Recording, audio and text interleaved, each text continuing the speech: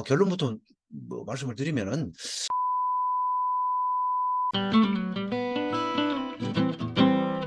시청자 여러분 안녕하세요. 오늘은 경매 부분에 대해서 촬영을 한번 해보도록 하겠습니다. 김태건의 부동산 경매 학원에서는 경매에 대한 심오한 이론과 실무를 동시에 강의를 하고 있습니다.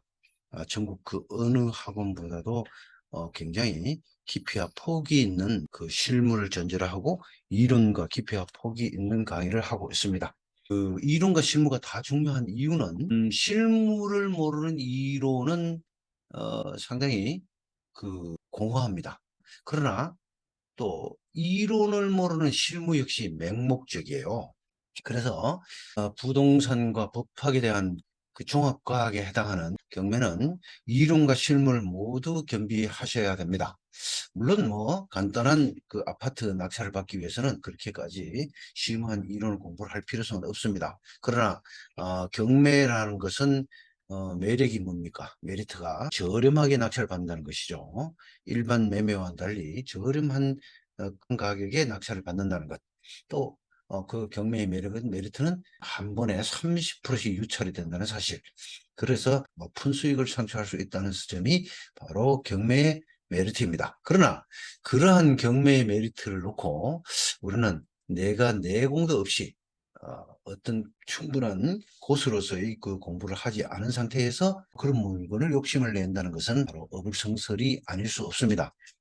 그래서 저희 학원에서는 전국 어디에서 볼 수 없는 그런 수준 높은 이론과 경매에 겸비된 강의를 하고 있습니다. 그런 이론과 경매가 가능한 이유는 제가 법조계 쪽에 법무 공무부터 시작해서 법조계 쪽에 법무법인 등의 법조계 20년 정도 소송 실무를 한 경험이 있습니다. 그리고 한 20년간 또 경매와 부동산 중개 관련 부동산 업무를 20년 정도 한 적이 있습니다.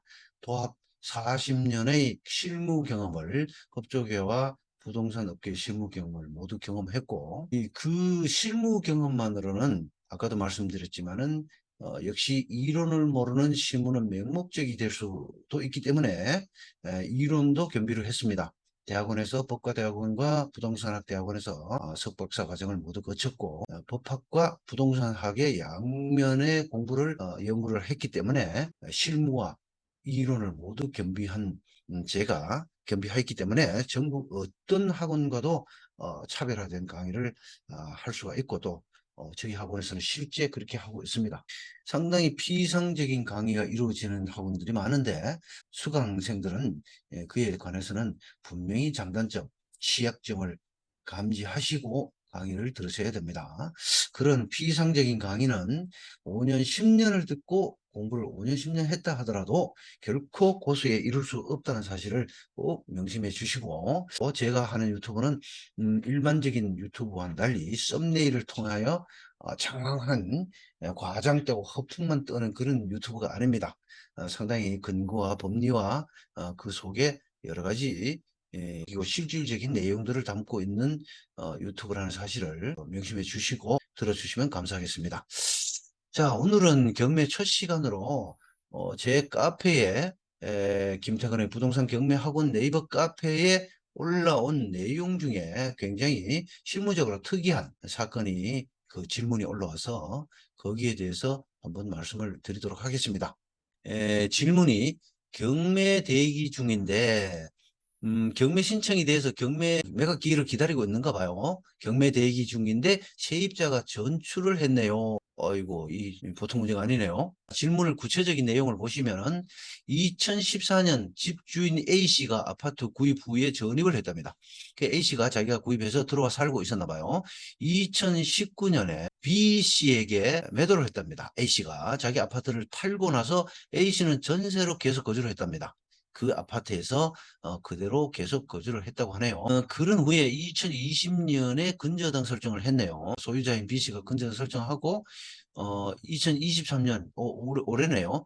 최근의 일이네요. 세입자가 강제 경매 신청을 했답니다. 6월 달에 2023년 6월에 정말 최근에 그야말로 지난달 최근의 일이네요. 세입자가 강제 경매 신청을 했답니다. 전세권자네요. 이게 아마 전세권자, 물권적 전세가 아니라 채권적 전세가 아닌가 싶습니다. 왜냐하면 물권적 전세 같으면 강제 경매가 아니라 임의 경매를 신청할 수 있기 때문입니다. 추측컨대 채권적 전세로 보입니다. 그 다음에 23년에 8월 30일까지가 배종기일, 배당 요구 종기일이랍니다. 그리고 현재 2023년 현재 매각 준비 대기 중인 사건입니다.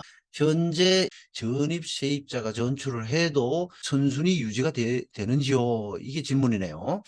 자, 위와 같은 구체적인 상황에서 현재 세입자가 전출, 주민등록에 옮겨도 선순위 유지가 되는지요? 결론부터 뭐 말씀을 드리면은 선순위 세입자가 전출하면은 선순위 유지가 안 되죠. 주민법상 대항력이 소멸되기 때문입니다. 여기에 대한 우선 다른 분들의 답변을 보시도록 하겠습니다. 우리 박재준님께서 대항력은 주민등록과 점유가 생명이므로 낙찰자가 경락대금 완납까지 유지해야 하고, 만약 중간에 이사 간다면 임차권 등기 후에 이사를 가야 대항력이 유지되는 걸로 알고 있습니다. 아무 조치 없이 이사 가면은 선순위의 대항력을 잃을 수 있으니 조심하셔야 합니다.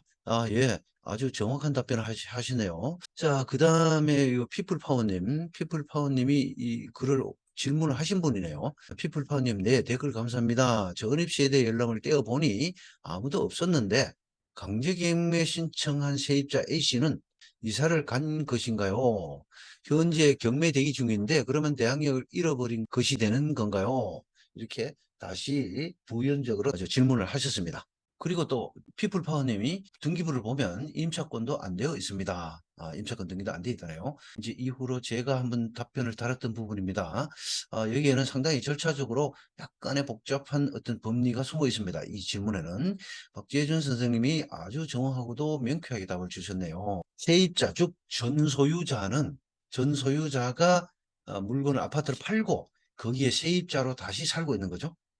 그러면은 이 사람의 대항력은 세수인이 소유권 이전 등기를 한 다음날 임차인으로서 대항력이 발생됩니다. 그거는 제3자를 보호하기 위해서 그렇습니다. 그 대항력을 갖추는 것은 주민등록과 점유와 주민등록인데 그 점유를 하고 주민등록 자체가 세입자가 전에 과거에 소유자로서 주민등록을 하고 있던 자가 세입자로 전환을 하면서 똑같은 주민등록이 계속되고 있단 말이에요. 이 사례에서는 A씨의 경우죠. A씨가 그대로 자기가 소유자로서 주민등록을 해두고 있다가 B씨한테 아파트를 팔고 나서도 계속해서 자기가 임차인으로 주민등록을 하고 그대로 살고 있었단 말이에요. 그러면 그 A씨의 주민등록이 소유자로 있을 때의 주민등록과 임차인으로 있을 때의 주민등록이 제3자의 관점에서 볼 때는 똑같단 말이에요.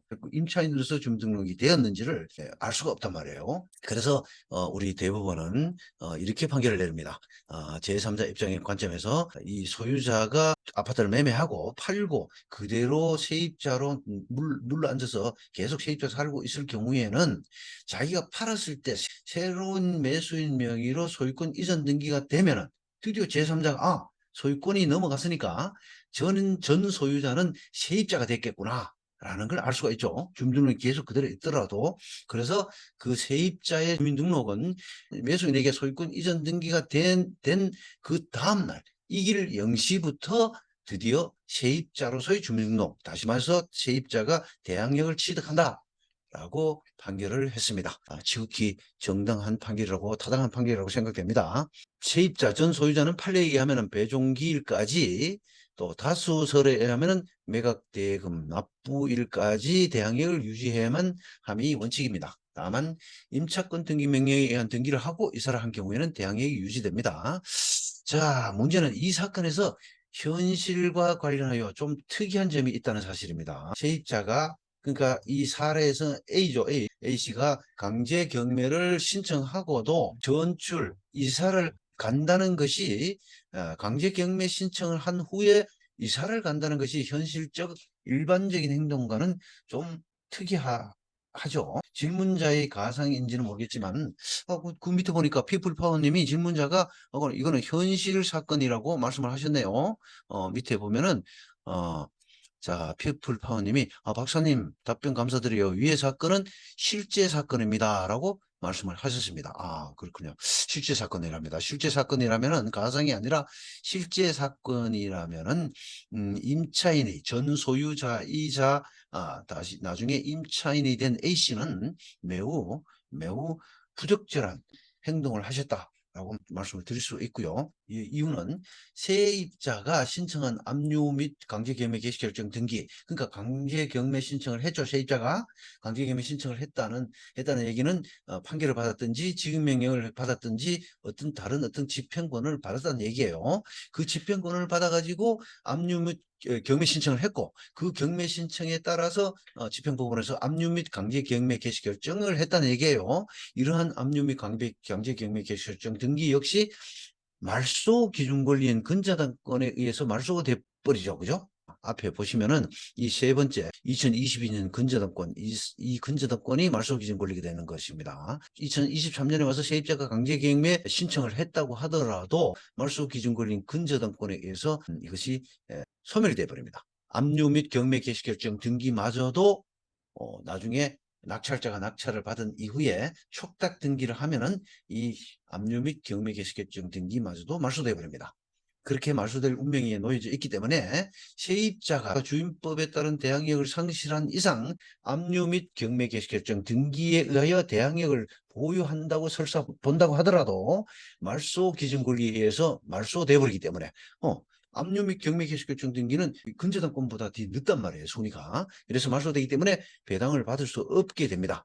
그러니까 경매 신청한 사람이 자기가 실수로 이사를 가는 바람에 대항력 상실을 해서 배당을 받을 수 없다는 얘기예요. 당연 배당권자에 설사 속한다고 하더라도 이거는 배당을 받을 수가 없게 됩니다. 설사 배당표에 배당을 받는 것으로 집행법원에서 배당표를 잘못 작성하였다고 하더라도 결국에 가서는 이해관계인의 이의를 하게 될 것이고, 이해관계인이 이러한 이해관계인의 이의로 배당을 받지 못하게 될 가능성이 높습니다. 자, 실제 사건에서 세입자가 위와 같이 세입자의 이사, 즉 대항력 상실 행위는 위험하다고 하지 않을 수 없습니다. 참 특이한 사건입니다. 경매 신청을 한 사람이 이사를 왜 갑니까? 임차권 등기명령에 의해서 등기를 한 다음에 그리고 나서 이사를 갔어야죠. 경매 대기 중인데 세입자가 전출을 했는 경우에는 대항력이 상실되어서 설사 이자가 근저당 말소기준 권리보다 선순위 권리자라고 하더라도 배당을 받지 못한다는 사실, 대항력이 상실되어서 배당을 받지 못한다는 사실, 이 점을 꼭 명심해 주시기 바랍니다.